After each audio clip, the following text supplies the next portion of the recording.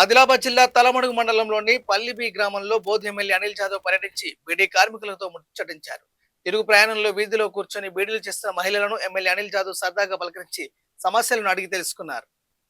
అనంతరం గ్రామంలో గల కల్వర్ట్లను పరిశీలించారు. కల్వర్ట్ల నిర్మాణానికి కృషి చేస్తారని తెలిపారు. కార్యక్రమంలో అధికార ప్రతినిధి మెట్ట కిరణ్, నాయకులు కేదారేశ్వర్ రెడ్డి, అబ్దుల్లా, శ్రీనివాస్, సుగిడి సర్పంచ్ ప్రకాష్, కృష్ణారెడ్డి తదితరులు పాల్గొన్నారు.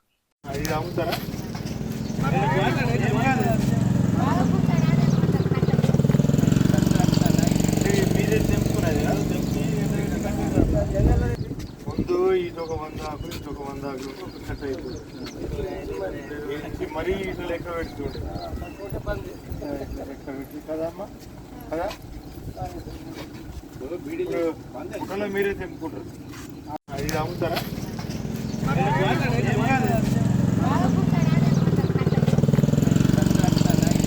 మీరే తెంపుకున్నది ముందు ఇదొక 100 ఆకులు ఇదొక 100 ఆకులు కట్ అయిపోయింది.